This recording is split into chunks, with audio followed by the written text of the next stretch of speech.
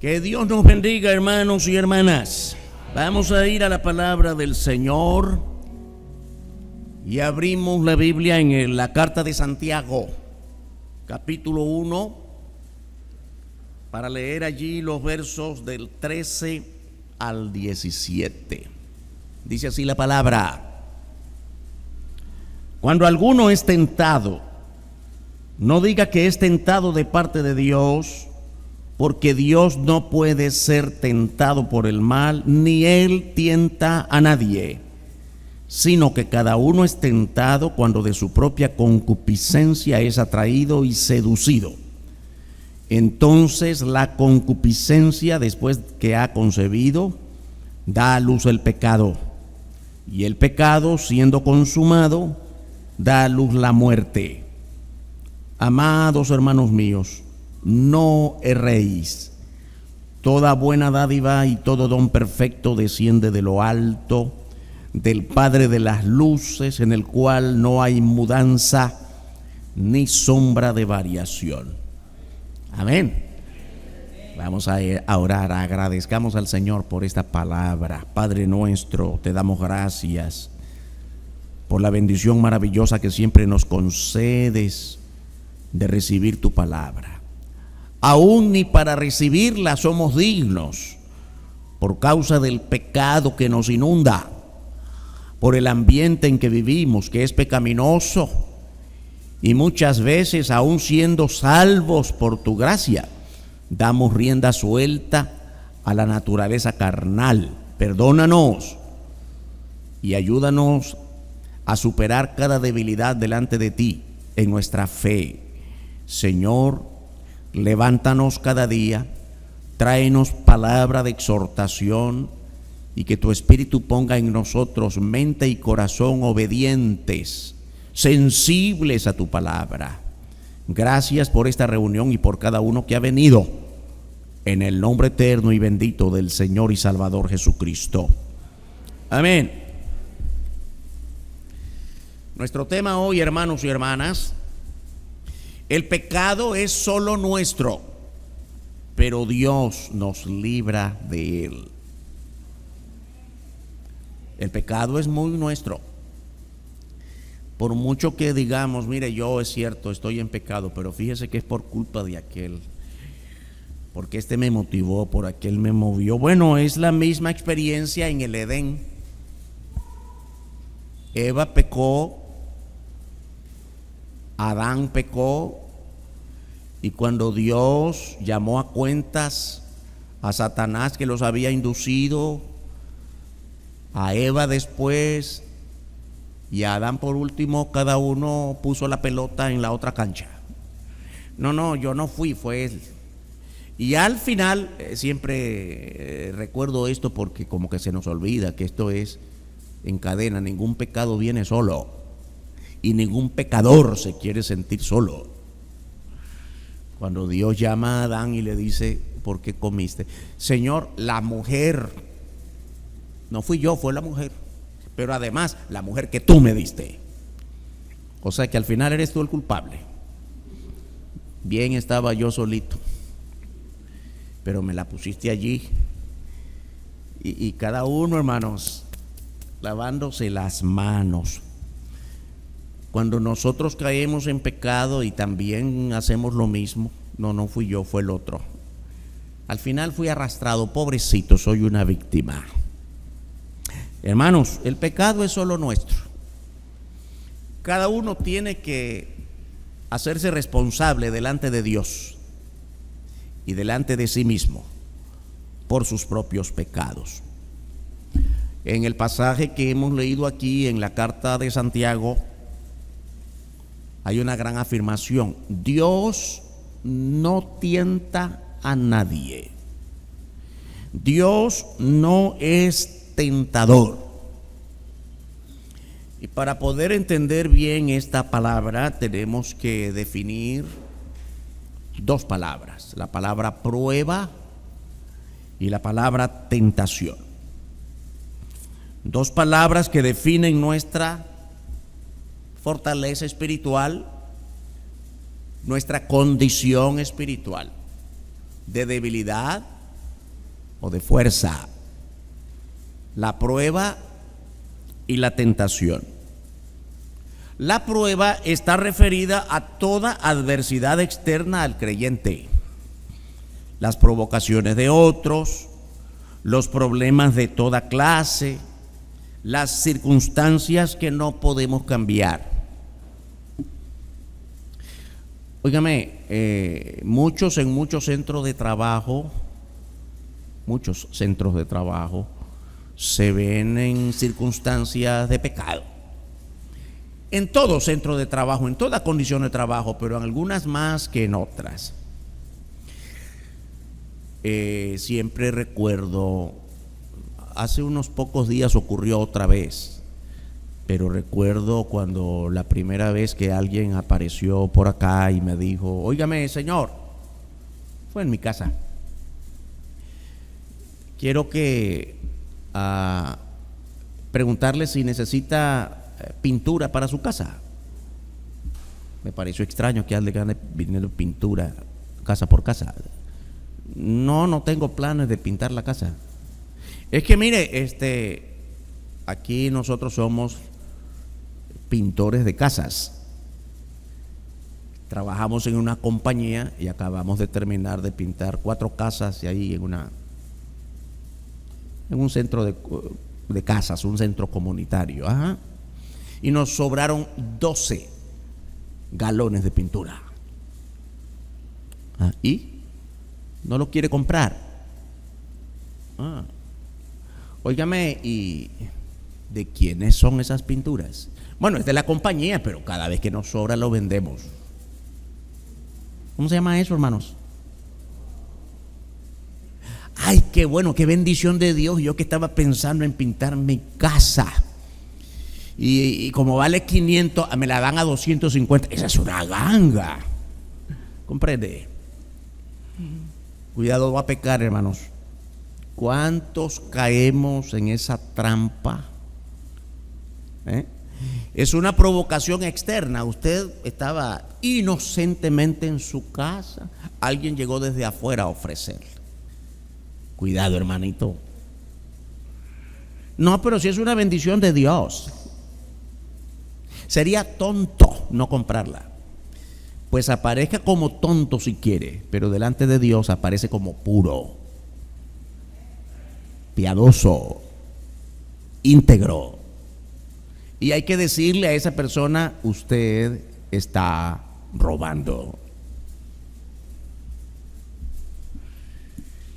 Otras veces he contado esto, hermanos. Una hermana que por teléfono en un programa de radio llamó. Yo estaba en un programa de consejería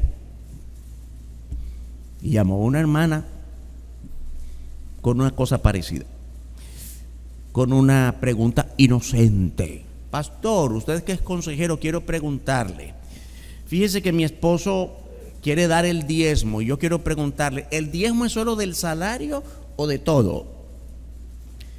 Le digo, quiero más detalles. ¿Qué cosa es todo? Todo lo demás. ¿Qué cosa es todo lo demás? Es que mire, mi esposo es miembro, yo también, somos miembros de una iglesia cristiana y trabaja en una brigada pintando casas. El mismo caso, pintando casas. Y cada vez que le sobran pinturas, las venden. Entonces, ¿el diezmo lo va a dar de lo que gana o de lo que vende además de? A ver, una preguntita. Hablemos del diezmo otro día. Voy a preguntarle primero otra cosa. ¿De quién es esa pintura? Bueno, es que cuando sobra la venden. ¿De quién es? Bueno, de la compañía. ¿Y por qué la venden? Porque todos hacen lo mismo. ¿Por qué ellos no van a hacer lo mismo si todas las otras brigadas que hacen el mismo trabajo venden la pintura que les sobra? Hermanita, ¿cómo se llama? Le pregunté. Era al aire, yo no estaba hablando con ella, era en radio, ¿no? Era una llamada telefónica. ¿Cómo se llama cuando alguien toma algo que no es suyo? Y ella dice sorprendida: no me diga que está diciendo que está robando. No, yo no, está robando. No es una opinión mía, no es suya. Pero si todos hacen lo mismo, ¿él es cristiano o no? Sí. La Biblia dice: el que hurtaba, no hurte más. ¿Se da cuenta cómo nosotros estamos sometidos todos los días a situaciones en las que lo hace o no lo hace? Parece que es bendición de Dios, que bueno, entre más pintura sobre o cualquier otro material de trabajo sobre, lo podemos vender, ¿verdad? Entonces pintemos de mala calidad lo que vamos a pintar. Solo estoy incidiendo en el caso mismo de pintar. Puede ser cualquier repuesto que te sobró, hermano, que no lo pusiste todo. ¿Comprende? Y entre más mal trabajo hagamos para que sobre siempre, y lo que sobra lo vendemos, y somos cristianos, y pertenecemos a alguna iglesia, y cantamos alegres. Hermanos, todos los días como cristianos estamos sometidos a situaciones como esta, y Dios nos prueba. Dios nos prueba, hermanos, para saber de qué clase de fe estamos hechos. Y muchas veces es fe en la carne, nada más. No hay nada de participación del Espíritu y nada que se parezca. Situaciones externas, circunstanciales, que no dependen de ti. La respuesta depende de ti, pero la circunstancia está allí todos los días. La tentación está referida a la condición interna de cada uno. La condición espiritual de cada creyente nos lleva a tomar distintas decisiones. Si estás bien claro que no debes tomar lo que no es tuyo, que no tienes por qué ofender al hermano, que no tienes por qué murmurar contra nadie, es decisión tuya. Sí, pero es que vea, solo iba pasando por allí y 2 o 3 estaban hablando y ahí me vi involucrado. No te viste involucrado, apártate de allí, esa conversación no es tuya. Están hablando mal contra aquel, apártate, deja que hablen lo que quieran hablar, no es tu conversación, es tu decisión participar o no. Hay creyentes que caen en la trampa y participan en lo que no deberían. Hay creyentes que se guardan bien en su integridad delante de Dios y se apartan. La tentación nos lleva a otra palabra, según lo que estamos leyendo en Santiago: concupiscencia. Y hay que explicarla porque no siempre, esa palabra no la usamos en el lenguaje común. De hecho, en las últimas versiones de las Biblias ya la palabra concupiscencia no aparece.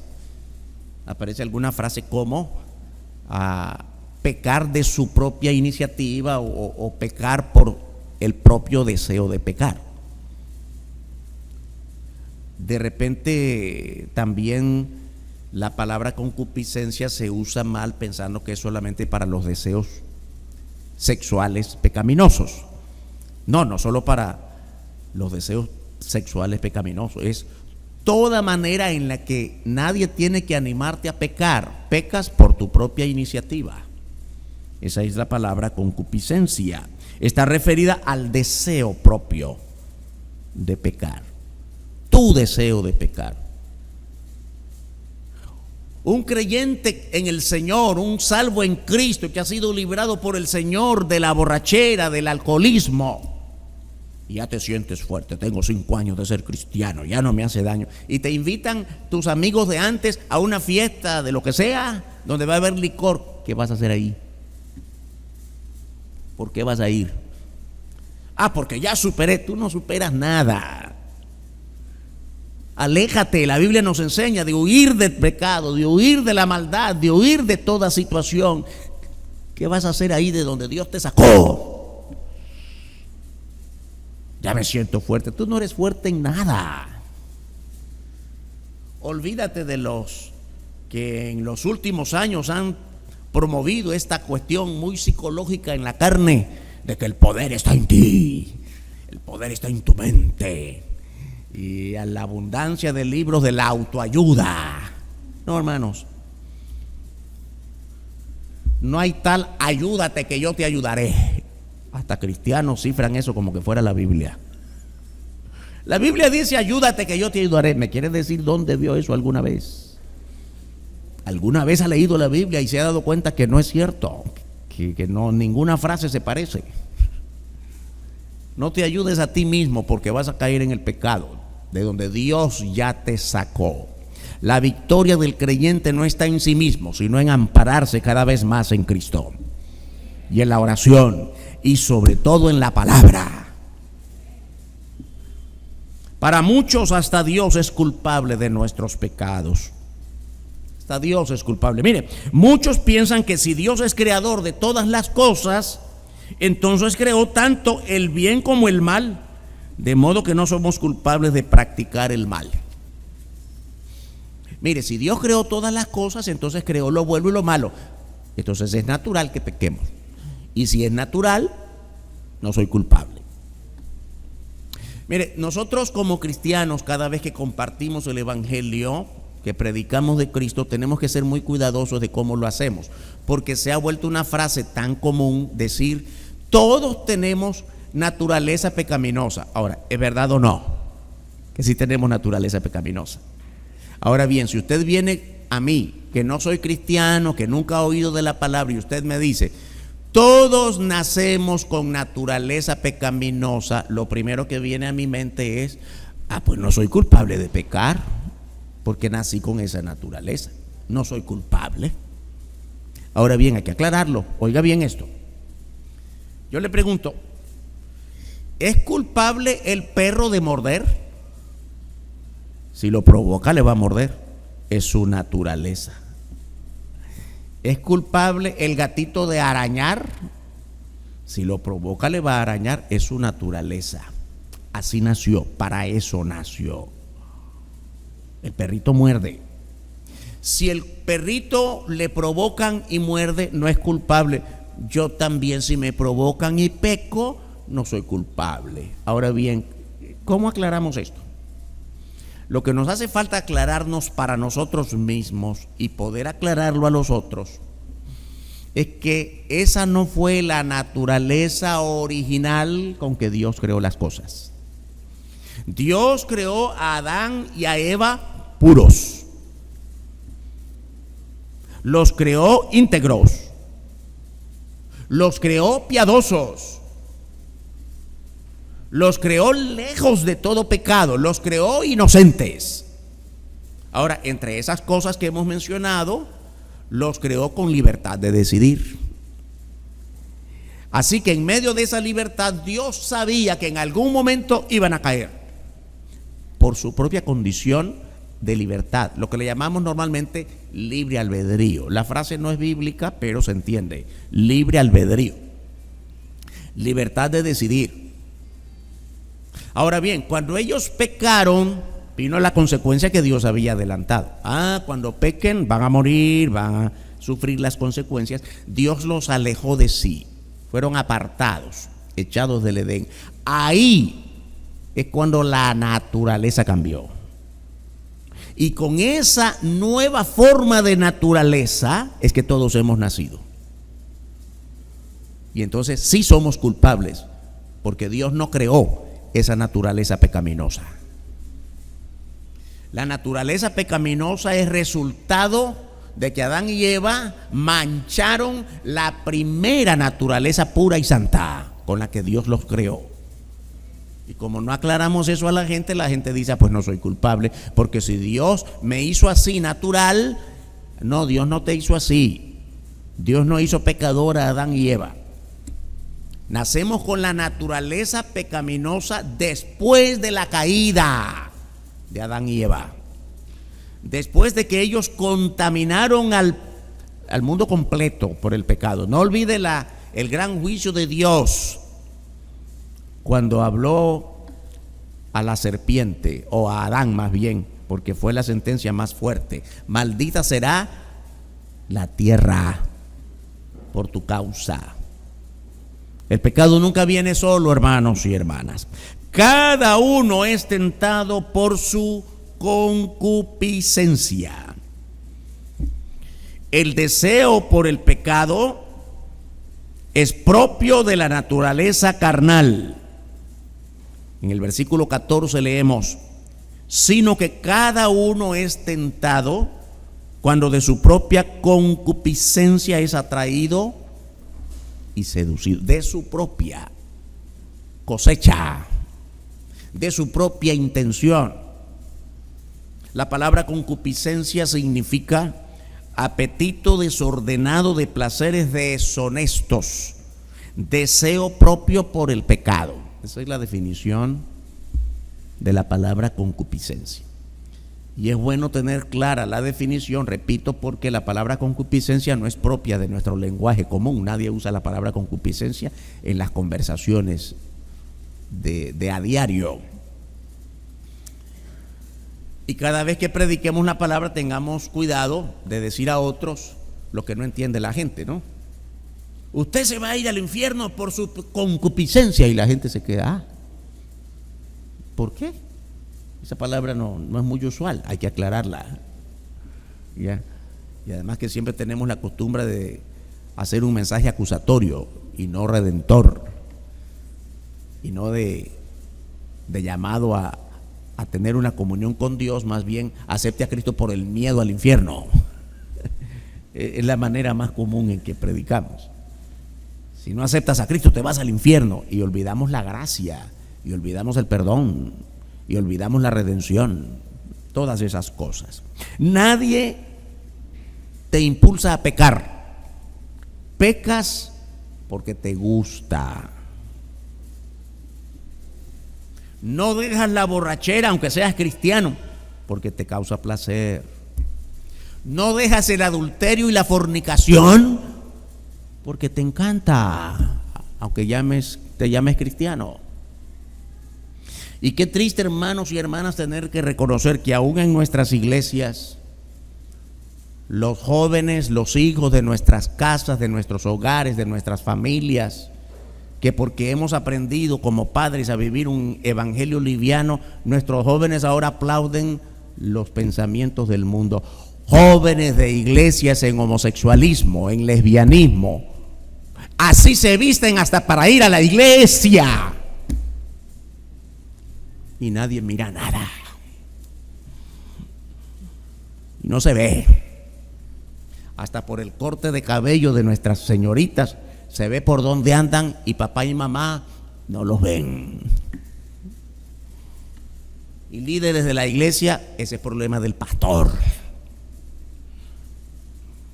Así andan las iglesias. Yo creo que todos estamos bien claros que este no es un mensaje exclusivamente para la Iglesia Bautista del Calvario.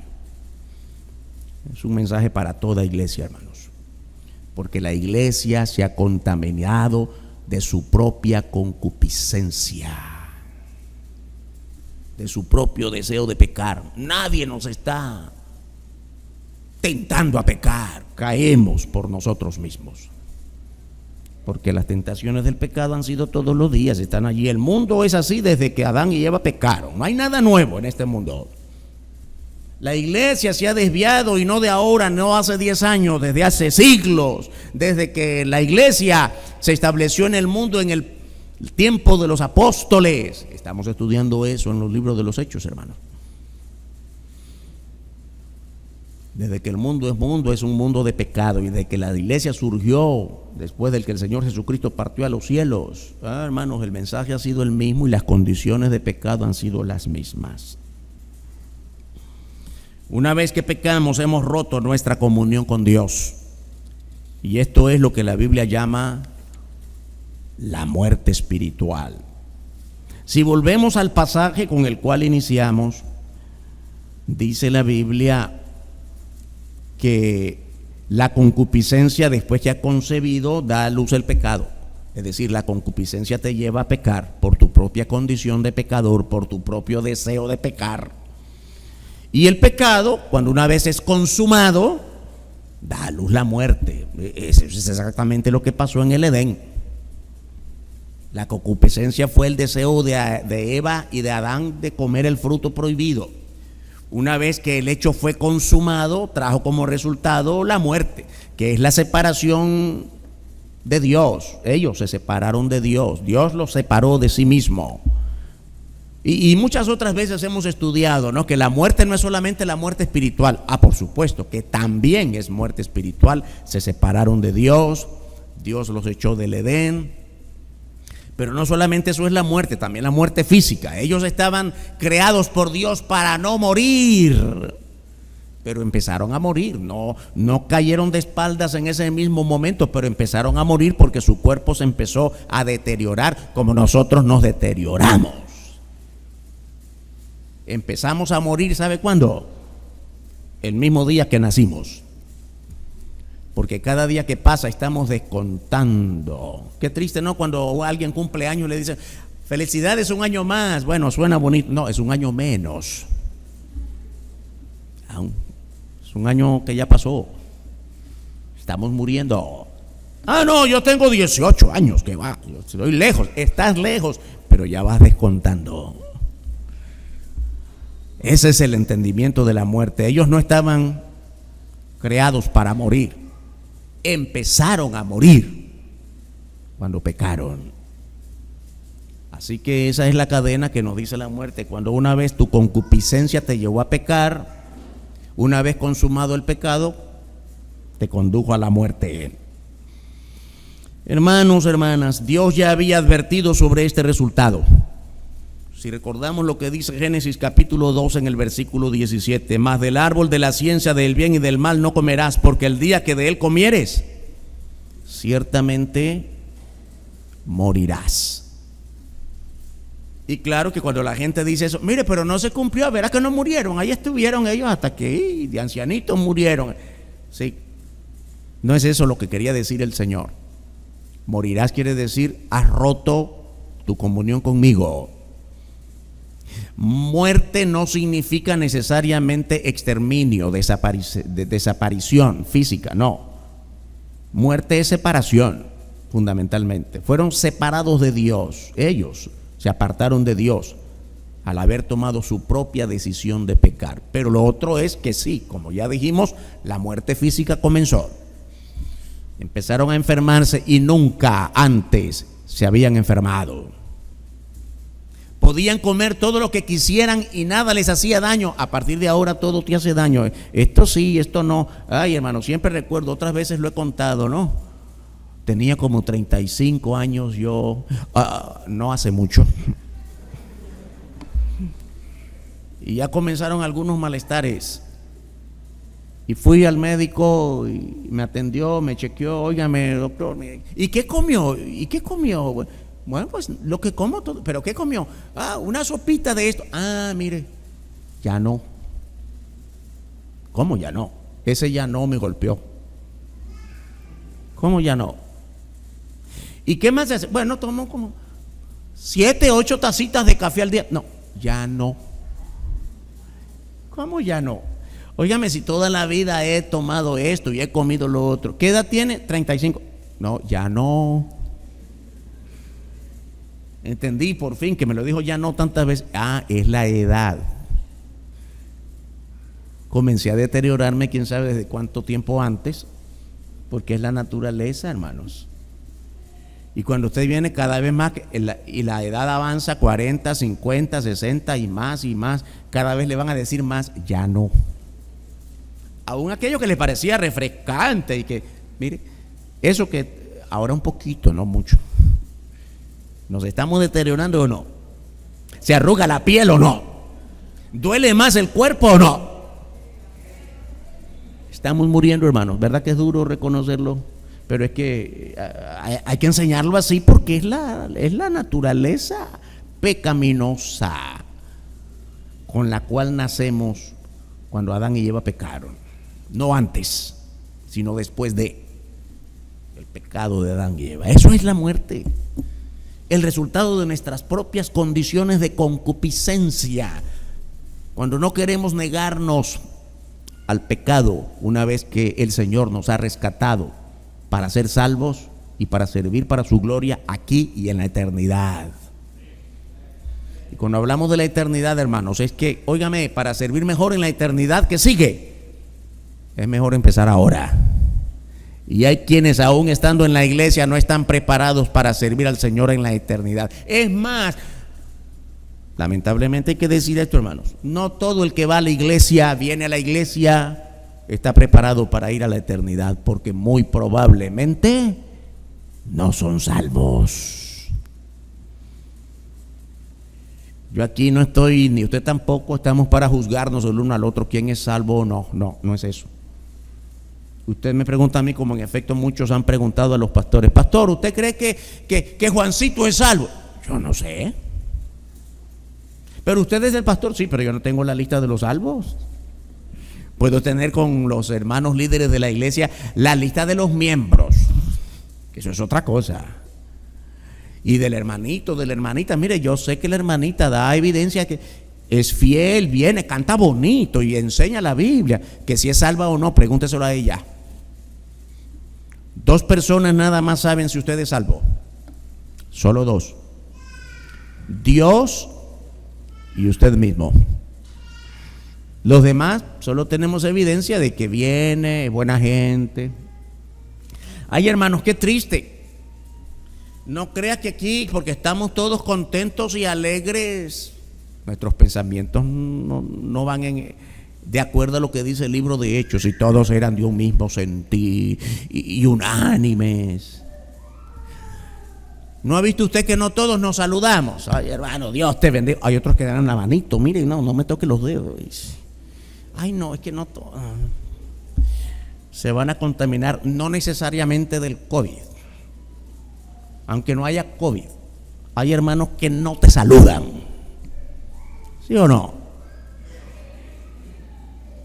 Ay, pastor, usted dice cosas, hay que decirles, hermanos, porque el tiempo del mundo es tan peligroso que no podemos seguir cuidando allí. Todo está bien, hermanos, saludémonos de larguito. Dios, te amo, mi hermano, dale la mano, abrázalo en Cristo. Es tu hermano, aunque no tenga dinero, aunque su calzado no sea de marca como el tuyo, pero es tu hermano en Cristo. ¿Comprende la diferencia? Tu hermano. Hay hermanos que ven un grupo por allí, 2 o 3, a ellos los saludas, y los demás no los veo. En la iglesia, hermanos, familia en Cristo, un cuerpo en Cristo, eso es bueno, suena bonito.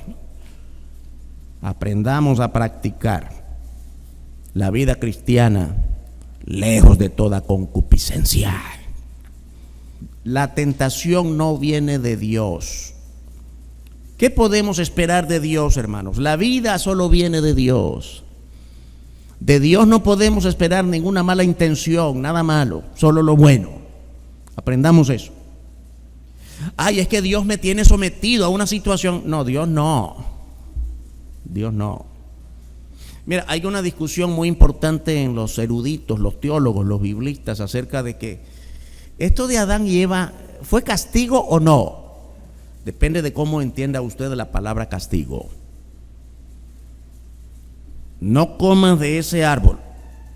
Si comes, te va a ir muy mal. Estaban advertidos. Ahora, cuando comieron conscientemente de que lo hicieron en contra de la voluntad de Dios, ¿hubo consecuencias o no? Entonces no es castigo. Mire,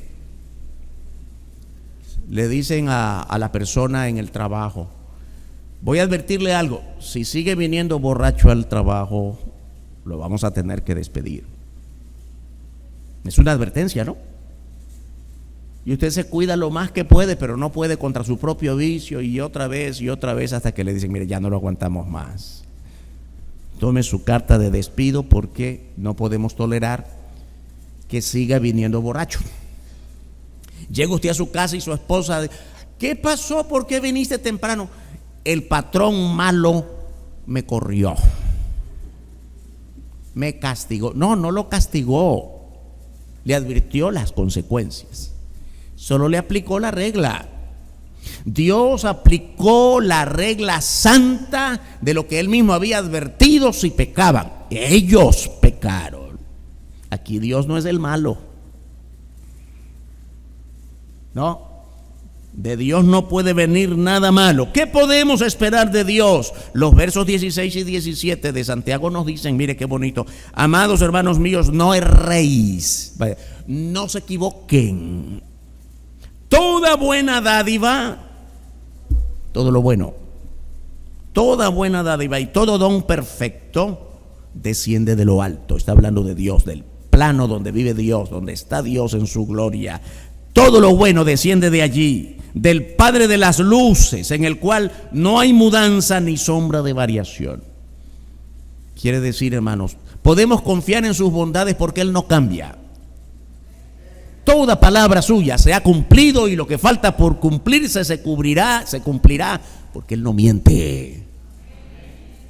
Y si el Señor ha dicho, si Dios ha dicho que por Cristo, por la obra de Cristo, por el sacrificio de Cristo nos ha perdonado, es que debes creer que ya estás perdonado.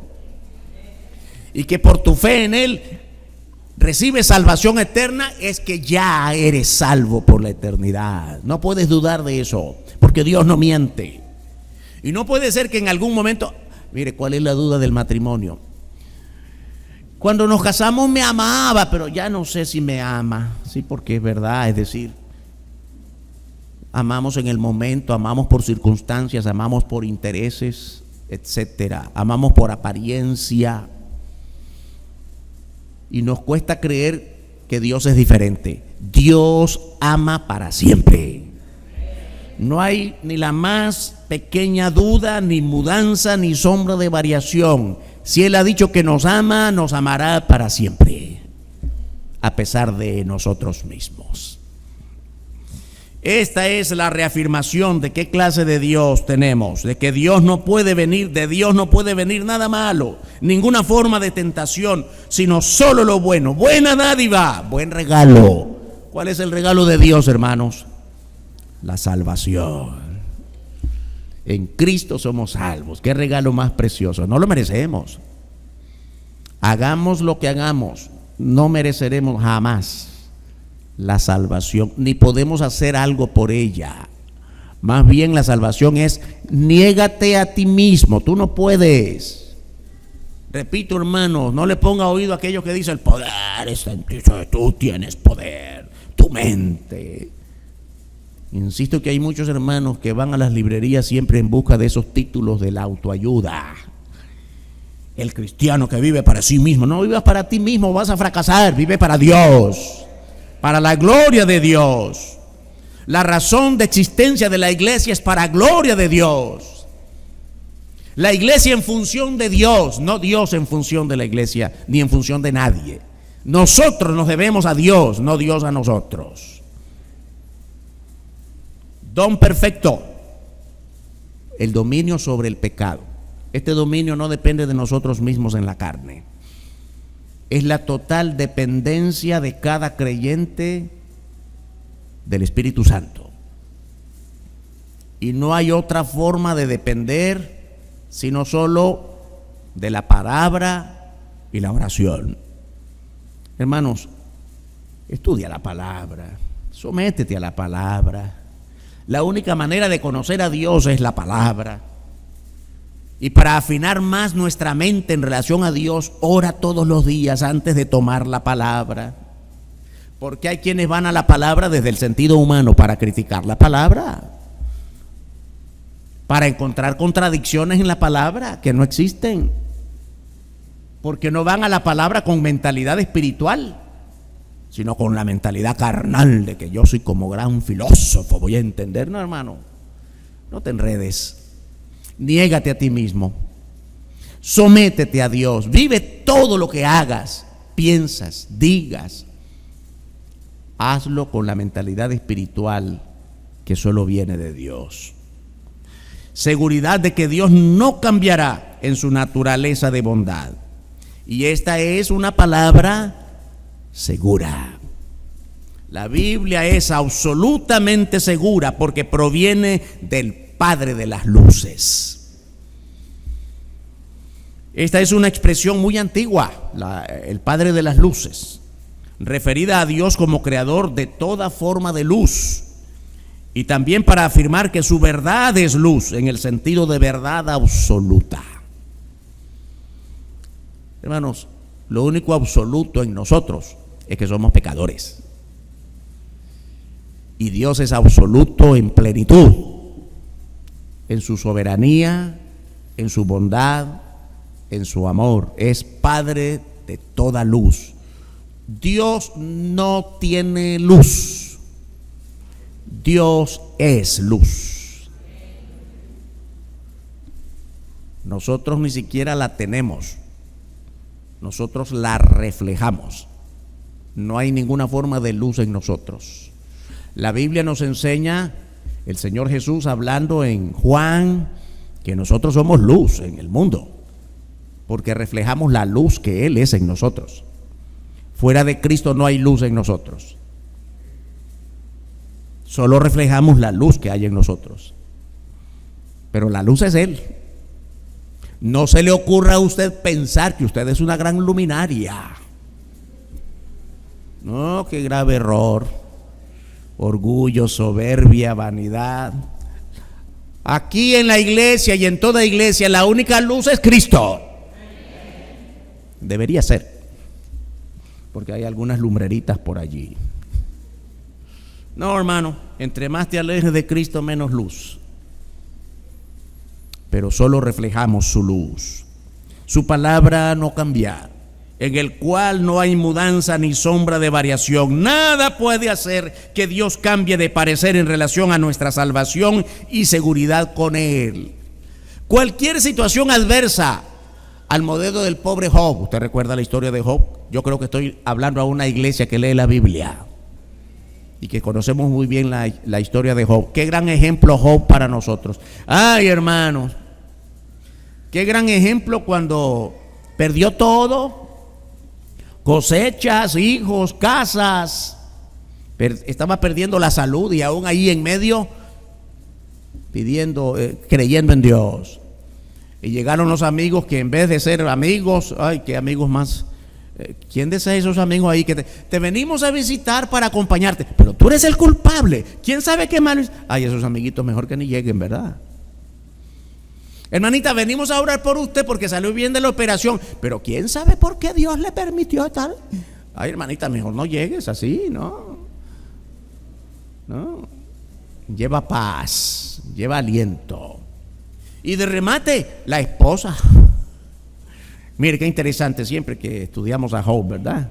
Dios permitió que Satanás en su avalancha contra Job le quitara los hijos, le quitara la casa, le quitara las riquezas, le quitara la salud, porque estuvo muy grave, muy enfermo, pero no le quitó la esposa.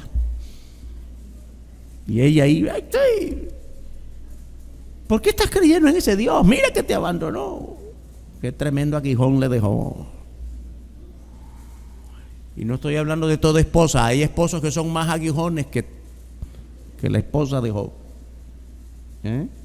Yo sé que hay esposas aquí muy fieles al Señor y que cuando vienen solas, el marido está esperando allá. ¿Quién sabe qué estaba haciendo? Hay muchos aguijones, hermano. Esta posición de la esposa de Job no es exclusiva de las mujeres, de todo hombre también. Todo lo que determina que seas aguijón para otro es tu pecado, no tu condición de hombre o mujer. ¿Comprende?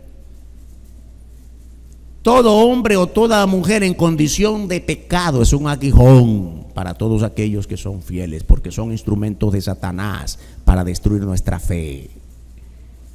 Es muy importante tener en cuenta todo esto, pero en medio de eso, hermanos, aquel pobre Job mantuvo su fe y no se preguntó ni por qué, sencillamente soportó hasta que Dios dijo basta y lo levantó con creces. Dios bendice a los fieles, hermanos. Dios bendice a los que se han negado a sí mismos para creer cada vez más en Él. Ya no vivo yo, decía el apóstol Pablo. Todo lo que ahora vivo lo vivo para Él. Pero aquel Saulo ya murió, ese ya no vivo yo, ese ya es otro. ¿Puedes decir eso mismo tú esta mañana? Ya no vivo yo, ya no soy aquel mismo. Soy otro. ¿Eres otra, hermana? ¿Eres otro? ¿Ya no murmuras? ¿Ya no te salen las palabrotas feas de antes? ¿Ya no tienes los vicios que antes te atormentaban? Ya oras más que antes. Siempre recuerdo, ¿verdad? Dios no hace parches como algunos. Bueno, mire, es que antes con mis amigos me tomaba 8 cervezas en un día. Ahora solo es una. ¿Qué ha cambiado? ¿No ha cambiado tu vida? Antes me tomaba un paquete de cigarro todo el día. Ahora son 2 cigarritos nada más. No ha cambiado tu vida, hermano. Eso no es el ya no vivo yo. Todavía hay vicios en tu vida. Todavía tienes un carácter lleno de ira. Cualquier cosita y te inflamas. ¿Cuánto tenemos que renunciar a la vida de pecado para agradar a Dios, que es el Padre de las luces? La luz del sol puede cambiar de intensidad y de posición, pero la luz de Dios nunca tiene variación. De repente el sol está radiante y de repente ya no lo vemos. Una nubecita lo tapó. La luz de Dios no lo tapa nada, hermano, porque Él es luz. No transmite luz, es luz. No tiene luz ajena. Él es la luz. ¿Cómo podemos alcanzar todo esto? ¿Cómo podemos dejar de vivir, aunque siendo cristianos vivimos todavía bajo el dominio de la carne pecaminosa, llena de vanidad y de toda maldad? ¿Cómo podemos superar todo esto? Dice la Biblia, no erréis, no te equivoques. No puedes por ti mismo, solo puedes lograrlo si dejas que Dios te transforme. Es Dios quien lo hará por ti. La única cosa que tú tienes que hacer es tomar la decisión de renunciar, de rendirte. Ríndete a Cristo. Ahora, ¿qué significa? Hay algunos que cuestionan, ¿qué cosa es eso de rendirse? Eso es una decisión. Sí, es lo que tienes que hacer, rendirte. El soldado que está en la guerra y sabe que va perdiendo la guerra, pero quiere ir hasta la última bala, y cuando ve que ya no puede, ¿qué hace? Tira su arma y se rinde. No más, no más. Hermanos, es lo que hacemos nosotros como pecadores. Yo puedo por mí mismo, yo sí puedo superar, y esto y todo lo otro, las lecciones del mundo, el poder está en ti, yo sí puedo. Cuando de repente ves que no puedes. Quisiste dejar la droga y no pudiste. Quisiste remediar tu matrimonio y fracasaste. Quisiste enmendar con tus hijos y ahora tus hijos te odian porque nunca fuiste el padre que ellos necesitaban. Quisiste dejar el alcohol y tampoco pudiste, y de repente, ¿qué tienes que hacer? Alguien te habla de Cristo y dice, Señor, me rindo. ¿Qué voy a hacer? Me rindo, no más. ¿Qué es? Ya no vivo yo, ya yo no soy yo. Otra frase que hemos repetido mucho, ¿no? Somos los mismos, pero ya no somos lo mismo. Sí, porque vivimos en el mismo lugar, la misma casa, trabajo en el mismo lugar, con las mismas personas, me llamo con el mismo nombre de todos los días. Somos los mismos, pero ya no somos lo mismo. Aquel hombre viejo, aquella mujer de antes, se acabó. Ahora somos nuevas personas en Cristo, no nuevas personas en ti mismo. Aquel ya no está. Aquel murió. Porque para tener nueva vida hay que morir primero a la vida pasada. No erréis. Te equivocas de nuevo si sigues esperando más tiempo. Ahora es cuando Dios quiere darte vida nueva y eterna. Hermanos y hermanas, la vida en Cristo comienza aquí, pero es para la eternidad. La eternidad no comienza cuando nos morimos, porque esa es otra debilidad del mensaje que predicamos. Cuando vemos a la gente y le decimos, acepte a Cristo, sea salvo, porque cuando se muera va a ir al cielo. Y la gente dice, cuando se muere, yo tengo 30 años, me falta bastante para morirme. Hermano, la salvación no es hasta que te mueres. La salvación en Cristo empieza aquí. Ya somos salvos. Los que hemos creído en Cristo ya somos salvos. Ya comenzó nuestra salvación. No importa si nos morimos hoy, mañana o dentro de 100 años, ya comenzó. Y para la eternidad. Nadie puede arrebatarte eso, porque Dios lo ha dicho y Él no cambia. No cambia de opinión como nosotros cambiamos. Antes pensaba yo de esto tal cual cosa, pero ahora he venido cambiando. Dios no cambia de opinión, aunque nosotros seamos los infieles que somos. Por nuestra naturaleza carnal siempre seremos tentados a hacer lo malo. De Dios solo podemos esperar todo lo bueno que nuestra vida necesita. Lo más grande que Él quiere darte es su salvación mediante su Hijo Jesucristo. La salvación en Jesucristo es el más grande regalo de Dios para ti. Vamos a orar. Alabado tu nombre, grande, santo, poderoso, Padre nuestro. Gracias por esta palabra.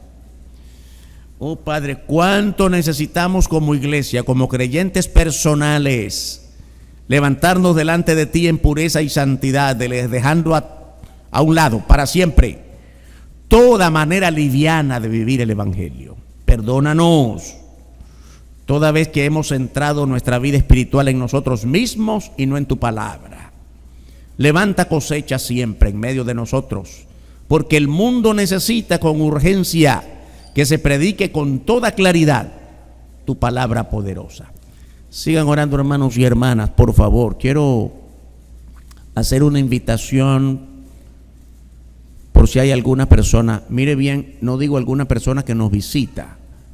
Aún dentro de la iglesia puede haber personas que no son salvas. Y tienes que enfrentar esa realidad solo delante de Dios, no delante de la iglesia, no delante del pastor, no delante de nadie más, sino tú y Dios. Es una hora de tomar una decisión bien precisa. Señor, perdóname, he estado aquí por mucho tiempo, pero no siento la seguridad de ser salvo. Ayúdame a vivir el gozo pleno de la salvación. Pastor, ore por mí esta mañana. Tengo dudas de muchas cosas. Yo no sé qué dudas, tú las conoces. Es tu vida, es tu persona. Ríndelo delante de Dios esta mañana. Levanta tu mano. Pastor, ore por mí, que de verdad quiero gozar la plenitud de la vida cristiana. Alguien levanta su mano. Cualquiera sea tu condición, Dios te bendiga, hermano. Alguien más, Dios te bendiga, Dios te bendiga, Dios te bendiga, Dios te bendiga.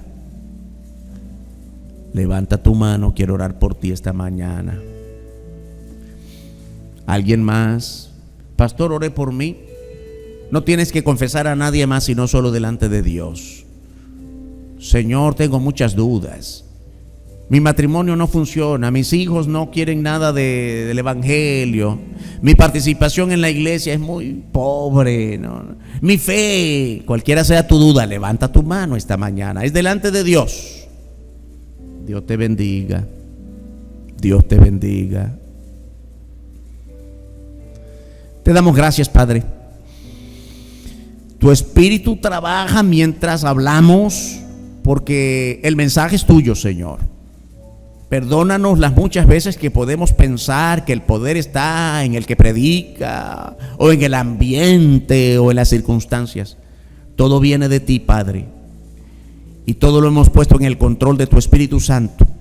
Por cada persona que ha levantado su mano reconociendo la situación personal delante de ti, rogamos, Padre, que les levantes, que les auxilies, que a todos nos des fortaleza y verdadero sentido de crecimiento espiritual para gloria de tu nombre, en el nombre bendito de tu Hijo, nuestro Señor y Salvador Jesucristo.